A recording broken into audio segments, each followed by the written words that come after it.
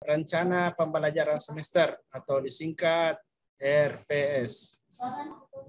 Ini mata kuliah ini diampu oleh saya sendiri, yaitu Sukirman, SPD MTI. Mata kuliah semester 1, algoritma dan pemrograman 1, dengan jumlah SKS-nya yaitu 2. Jadi yang pertama yaitu capaian pembelajaran lulusan.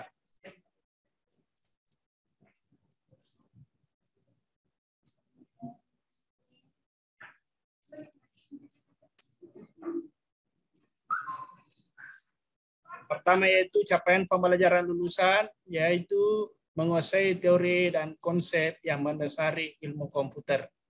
Ya, jadi teorinya ilmu komputer yaitu ya seperti misalnya algoritmanya, matematikanya, perhitungannya, bilangan binernya, bilangan digitalnya, bilangan heksa, bilangan oktal, ya semua itu biasanya kalau di dalam ilmu komputer ya dari 4 bilangan itu yang akan digunakan bersama. Yang kedua, memahami konsep algoritma dan kompleksitas yang meliputi konsep sentral dan kecakapan yang dibutuhkan untuk merancang, menerapkan dan menganalisis algoritma untuk menyelesaikan masalah. Nah, jadi ini dianjurkan nanti kita menguasai konsep algoritma. Nah, algoritmanya nanti itu ya seperti nanti saya akan perlihatkan contohnya, contoh algoritma yang sederhana. Nah, namun nanti pada kenyataannya pada saat kita akan menjalani pembelajaran selanjutnya pada materi-materi selanjutnya, nah, di situ nanti ada strukturnya melalui flowchart atau gambar. Yang ketiga, menguasai konsep dan prinsip algoritma serta teori ilmu komputer yang dapat digunakan dalam pemodelan dan desain sistem berbasis komputer. Nah, sama dengan yang di nomor 2 tadi, yaitu menguasai dan prinsip algoritma. Nah, kalau prinsipnya algoritma kan ada yang dimaksud bahwa harus berpikir logis ya, itu definisi umumnya. Nah, namun kalau dalam penerapan ilmu komputer ya, kebanyakan angka yang kita gunakan, tapi definisi umumnya itu ya logis. Dan selanjutnya capaian pembelajaran mata kuliah atau CPMK. Nomor 1, mahasiswa mampu menjalankan arti, tujuan, dan perbedaan algoritma dan pemrograman. Nah, ini maksudnya harus mengetahui perbedaannya algoritma dan pemrograman. Nah, kalau algoritma itu nanti ya angka yang kita gunakan untuk menyusun suatu pemikiran yang logis. Sedangkan kalau pemrograman yaitu algoritma itu atau angka itu akan diterapkan di dalam program.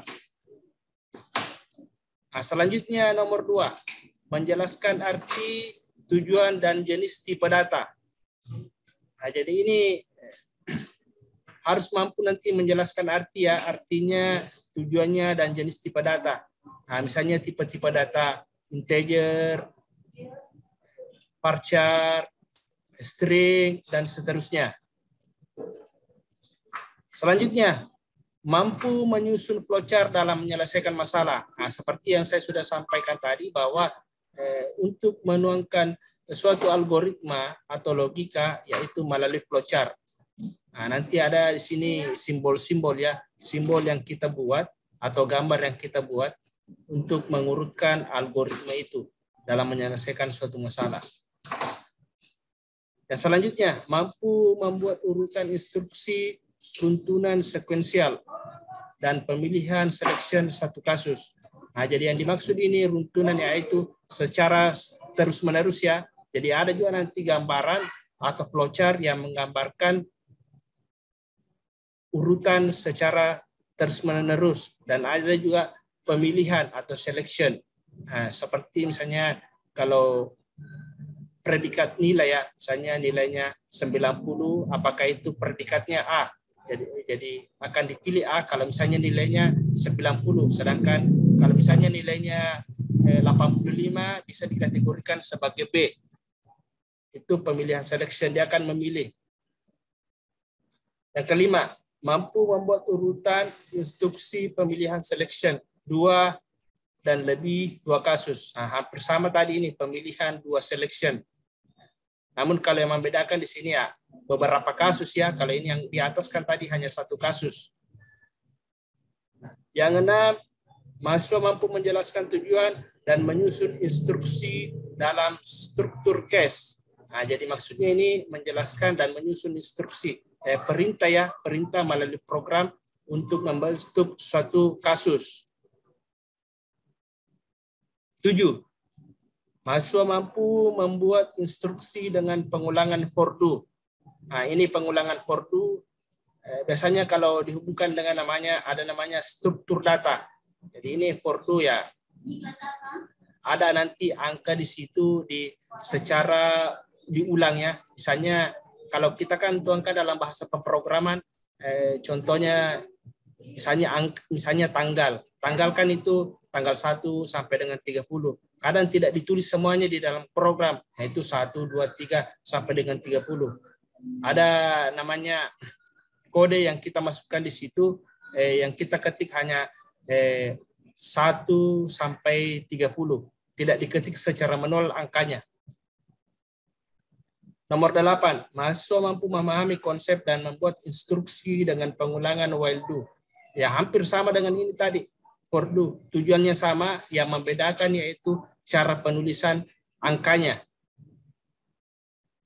Nomor 9, mampu memahami konsep dan membuat instruksi dengan pengulangan repeat until. Nah, ini instruksi atau perintah dengan pengulangan ya, hampir sama tadi dengan pemilihan. Namun kalau pemilihan dia itu memilih 1, misalnya ada pilihannya ada 2 ya, dia harus pilih 1. Sedangkan kalau ini pengulangan, kalau misalnya angkanya sampai 30, angka tanggal 30. Nah, kalau misalnya sudah sampai 30, dia akan kembali lagi ke nomor 1. Nah, misalnya pada bulan sekarang ini yaitu bulan Maret. Ya, bulan Maret. Jadi nanti akan kalau masuk bulan April dia akan kembali lagi ke angka 1. Sama pun juga kalau di bulan Maret. Semua angka itu totalnya hampir sama jumlahnya di bulan Maret. Yang berbeda itu hanya nama bulannya. Jadi kalau misalnya nanti tanggal 1 ya akan kembali lagi ke tanggal 1. Begitupun harinya. Nah, di dalam 1 minggu kan itu sama dengan hari-hari sebelumnya. Misalnya hari ini adalah hari Senin. Nah, minggu depan juga ada juga hari Seninnya. Itu yang namanya pengulangan ya. Jadi kalau misalnya sudah sampai hari Minggu, dia akan mengulangi lagi kembali ke hari Senin. Begitupun hari-hari lainnya. Nomor 10, mahasiswa mampu menjelaskan konsep, tujuan, dan maksud definisi array. Nah, ini harus dipahami nanti ya. Jadi ini nanti penerapannya di dalam program array. Ada simbolnya, yaitu simbol kurung balok, bukan kurung kurawal ya. Nah, namun kurung kurawal itu nanti akan juga diterapkan ada namanya array multidimensi. Tapi kalau array 1 dimensi bahasanya menggunakan kurung balok. Selanjutnya, deskripsi mata kuliah. Memahami dan menggunakan algoritma sebagai dasar untuk menganalisa suatu bahasa pemrograman, masalah, serta menerapkannya ke dalam bahasa pemrograman. Nah, ini tadi yang saya maksud, algoritma. Nah, jadi kalau misalnya kita mau mantap dalam membuat program di dalam bahasa pemrograman, ya harus dulu dikuasai yang namanya algoritma. Nah, misalnya contohnya ya, 1 ditambah 1 ya sama dengan 2. Jadi 1 tambah 1 itu adalah proses, sedangkan 2 itu adalah hasilnya. Nah, begitu pun juga misalnya aplikasi yang biasa kita lihat. Jadi itu aplikasi yang kita biasa lihat itu adalah hasilnya. Sedangkan prosesnya yaitu ya di belakang aplikasi itu atau di back end-nya. Nah, selanjutnya materi pembelajaran. Nah, materi pembelajarannya itu ya ini nanti akan saya jelaskan dalam pertemuan permingguannya. Nah, pertemuan pertama yaitu pertemuan kedua itu algoritma dan pemrograman. Akan dilanjutkan dengan pertemuan berikutnya tipe data, identifier, variabel konstanta, operator, dan ekspresi numerik. Nah, yang ketiga flowchart. Nah, flowchart ini nanti akan kita tuangkan dalam bentuk gambar. Sehingga terciptalah suatu algoritma atau logika melalui gambar itu. Yang selanjutnya nomor 4, struktur dasar algoritma. Runtunan, sequential, pemilihan, selection satu kasus. Jadi ini struktur dasar algoritma ya, harus mengetahui yang namanya runtunan, sequential, pemilihan dalam menyeleksi satu kasus. Struktur dasar algoritma runtunan, sequential, pemilihan. Ini hampir sama dengan nomor 4. Yang membedakan ini nomor 5 ini ya, dia bisa kita akan gunakan untuk menghadapi 2-3 kasus atau lebih. Struktur case ya, struktur untuk menghadapi yang namanya studi kasus. Nomor 7, struktur dasar algoritma pengulangan dan repetition. Jadi ini struktur dasar algoritma ya, pengulangan hampir sama tadi dengan yaitu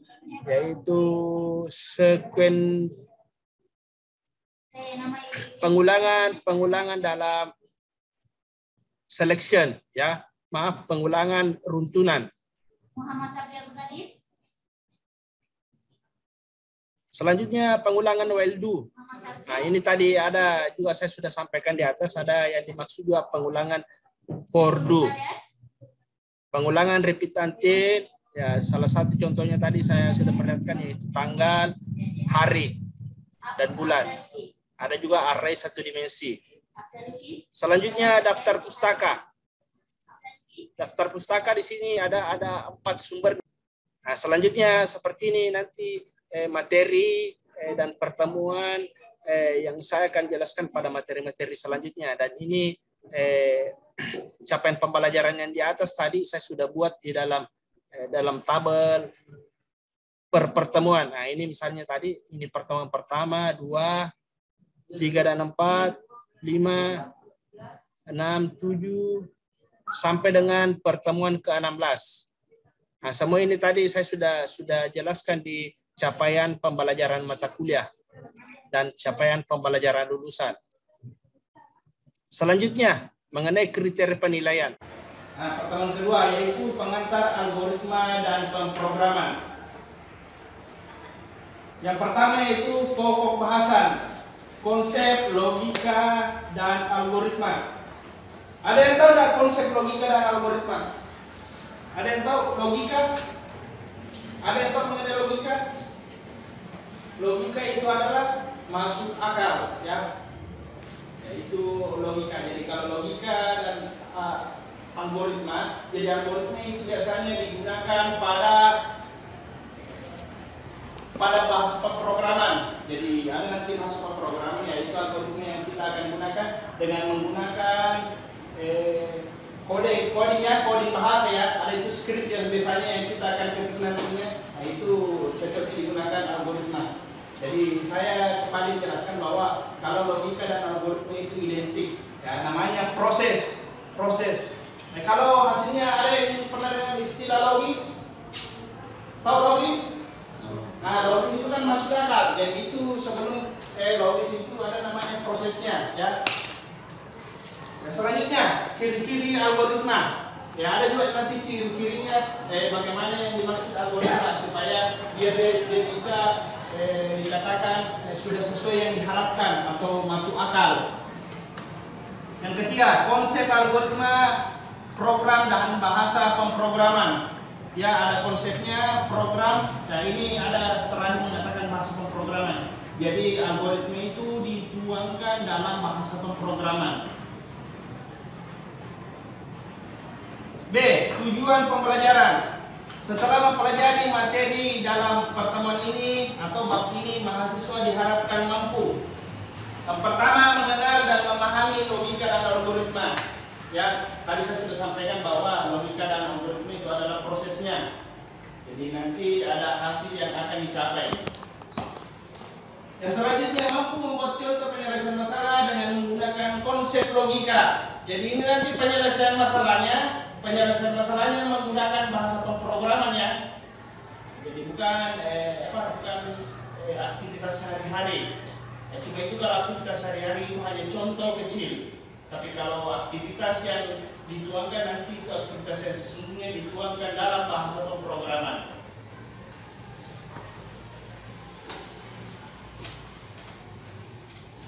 Yang pertama, Ece, pengertian algoritma dan logika. Pengertian algoritma sangat lekat dengan kata logika. Tadi saya sudah sampaikan ya, algoritma lekat dengan logika, yaitu kemampuan seorang manusia untuk berpikir dengan akal tentang suatu permasalahan yang menghasilkan sebuah kebenaran, dibuktikan dan dapat diterima akal, ya, diterima dengan akal. Logika seringkali disebutkan dengan kecerdasan. Nah, ini tadi saya sudah sampaikan bahwa algoritma itu identik dengan logika yang diterima dengan masuk akal.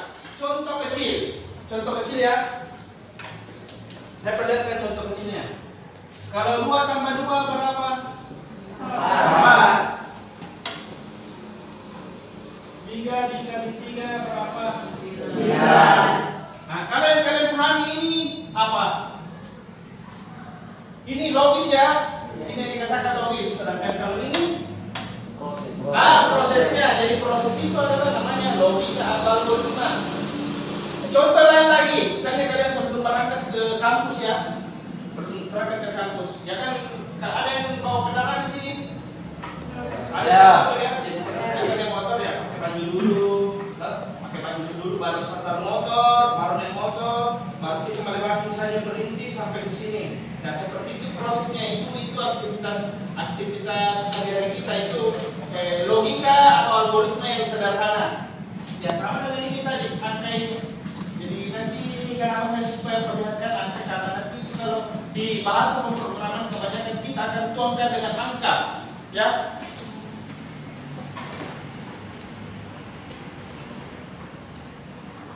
Selanjutnya ciri-ciri sifat struktur dasar dan cara penulisan algoritma. Tidak semua urutan langkah penyelesaian masalah yang logis dapat disebut sebagai algoritma. Nah, tadi saya sudah sampaikan bahwa tidak semua ya, khususnya di bahasa pemrograman ya. Jadi itu tadi aktivitas sehari-hari, itu hanya contoh kecil. Selanjutnya menurut Donald Knuth, algoritma mempunyai 5 ciri penting yang meliputi. Yang pertama, finiteness atau keterbatasan.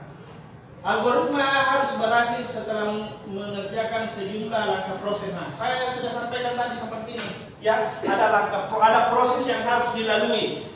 Ada proses yang harus dilalui ya. Sepertinya kan kayak ini tadi. Nah, jadi kalau ini yang 2, 4 dan 9 itu adalah hasil akhirnya. Atau bisa dikatakan ya itu namanya logis atau masuk akal.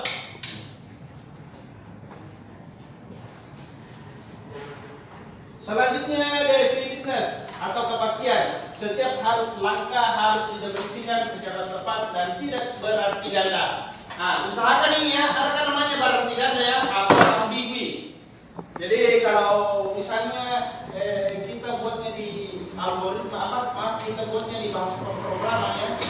Jangan membuat kode dengan bermakna ganda. Ya, yang contoh itu misalnya bermakna ganda. Contoh bahasa kecil ya, bahasa kita sehari-hari. Kan kalau kita misalnya kita di Makassar ya, kalau kita mengatakan kita itu mengandalkan apa? Nah, sama toh. Misalnya kita kan itu bahasa sopan ya, bahasa sopan. Tapi kalau misalnya di Jakarta itu menandakan kita, ya kita semuanya. Sebaliknya, kalau saya mengatakan kamu, itu kan kurang sopan kedengarannya ya. Nah, tapi kalau di Jakarta dia lebih suka misalnya kamu atau kau, itu langsung menandakan itu namanya bahasa bermakna ganda dan sesuaikan dengan lingkungan masing-masing. Tapi kalau dalam bahasa pemrograman tidak boleh bermakna ganda. Pokoknya apa yang digunakan di sana, di Jawa, apa yang digunakan di luar negeri, di Makassar tetap sama. Ya. Selanjutnya input atau masukan algoritma memiliki 0 atau lebih data masukan input ya. Jadi ini penginputan ya, biasanya kita menginput Smart Campus. Nah, Smart Campus itu kan kita menginput data dan kita tidak melihat prosesnya. Jadi ini yang saya berikan contoh sudah mengarah ke program ya. Contoh sudah mengarah ke program, bukan lagi aktivitas yang sederhana. Jadi kalau kita menginput data, misalnya kalian masuk di Smart Campus, Karena misalnya menginput apa? Menginput pembayaran kan itu dia menunggu dulu pengajuan, menunggu persetujuan di atas ya. Nah, itu dia menunggu proses. Nah, itu kan kita tidak lihat prosesnya. Nah, sebaliknya nomor 4, output atau keluaran. Algoritma punya nol atau lebih hasil keluaran output. Nah, biasanya kan kalau misalnya kalian lunas ya, kalian lunas sudah diajukan, sudah mentransfer atau melakukan pembayaran. Kan di situ kadang ada keluar biasa hasilnya ya, ada mengatakan lunas, toh? Nah itu artinya keluaran outputnya atau hasilnya dari apa yang kita lakukan pada saat input. Selanjutnya efektivitas algoritma harus efektif. Langkah-langkah algoritma dikerjakan dalam waktu yang wajar. Ya ini lebih ini apa? Ada namanya efektif ya, sesuai dengan waktu ya. Jadi algoritma itu tidak boleh terlalu apa? Tidak boleh bermakna ganda, hampir sama tadi di atas. Jadi harus sesuai dengan waktu. Contohnya aktivitas sehari-hari lagi. Kan misalnya kalau kita ke kampus ada misalnya tinggal di Subiang ya. Kan ada beberapa tempat yang bisa kita lalui, ada beberapa jalan yang kita bisa lalui. Boleh lewat tol, boleh lewat apa? Boleh lewat Antan, boleh lewat Perintis. Nah, pertanyaan saya, yang mana lebih cepat? Mana lebih cepat? Lewat Perintis ya. Nah, itu namanya efektif ya. Jangan lewat tol, jangan lewat PJT karena itu jauh, kurang efektif namanya itu. Jadi sama pun juga dengan bahasa pemrograman.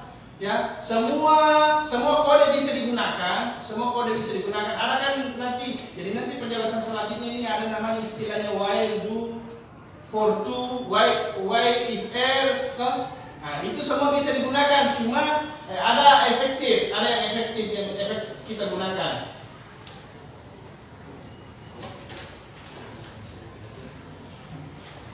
Selanjutnya struktur dasar penulisan algoritma. Yaitu yang pertama runtunan atau sequence. Sebuah runtunan terdiri dari suatu atau lebih instruksi. Setiap instruksi dikerjakan secara berurutan sesuai dengan urutan penulisannya. Ini sebuah instruksi dilaksanakan setelah instruksi sebelumnya selesai dikerjakan. Bila urutan penulisan berubah maka kemungkinan juga hasilnya berubah. Ya, sebagai contoh ya, saya perlihatkan. Nah ini contohnya. Jadi ini misalnya ini saya contohkan dalam bahasa pemrograman ya, runtunan.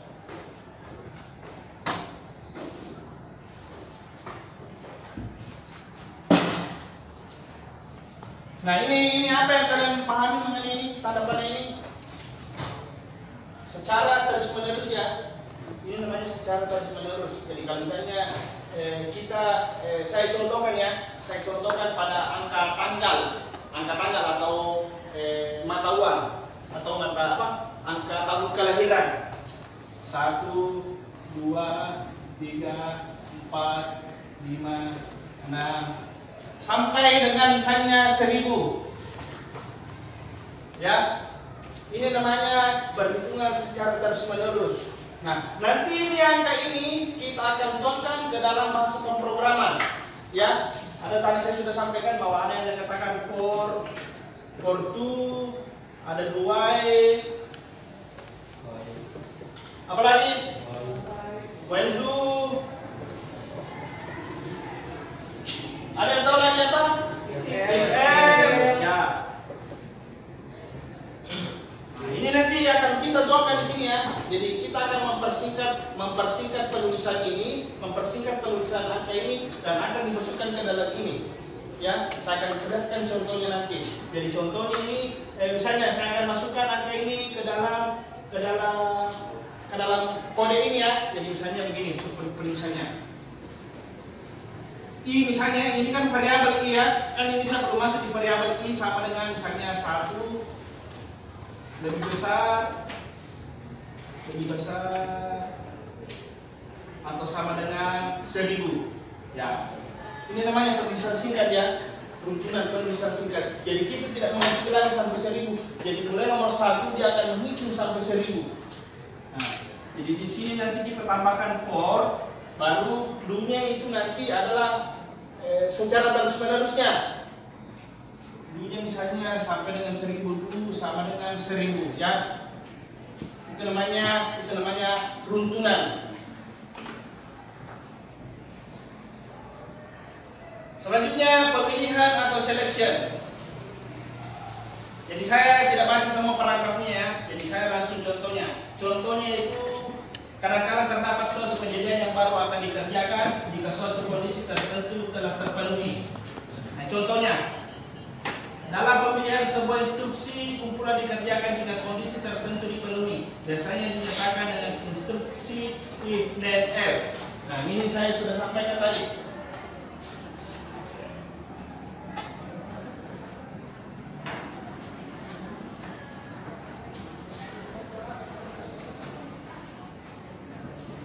If then else. Contohnya misalnya apa? Angka A ya atau B. Ya, jadi misalnya jika misalnya jika if sama dengan A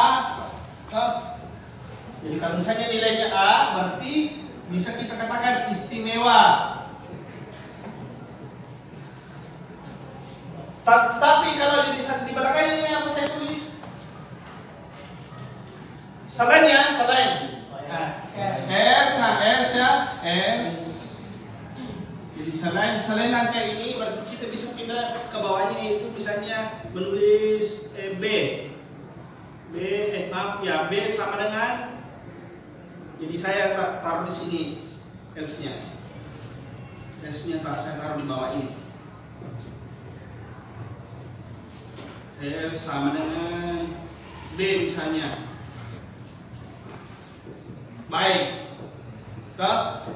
Nah, begitu seterusnya. Jadi kalau misalnya cukup ya kita ada lagi semuanya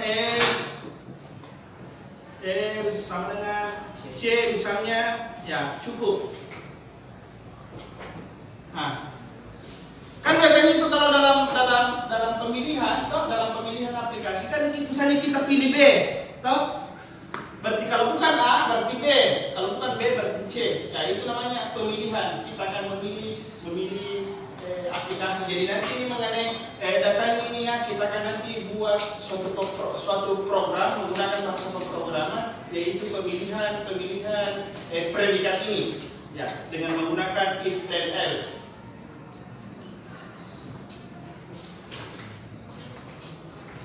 Selanjutnya pengulangan.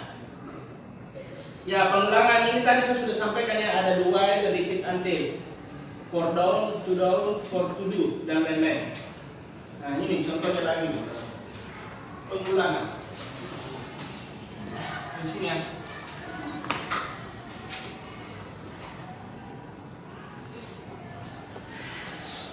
Ya, hampir sama tadi, yang ini tadi hampir sama. Cuma bedanya kalau yang ini, kalau misalnya dia sudah sampai di bawah, dia akan kembali ke atas. Contoh tanggal. Kan itu semua tanggal misalnya Januari ya. 1 Januari sampai dengan 31 Januari ya. Sama dengan tahun lalu, begitu juga tanggal. Jadi kalau misalnya mulai lagi di tanggal 1, maka dia akan kembali lagi ke tanggal 1. Nah, itu namanya pengulangan. Dengan menggunakan kita akan menggunakan ini salah satu di sini, boleh menggunakan while, boleh menggunakan do while, ya. Selanjutnya di sini ada pertanyaan enggak?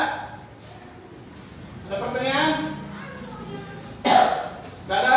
Jadi semua paham ini ya? Ya, nanti saya akan jelaskan lebih jauh lagi.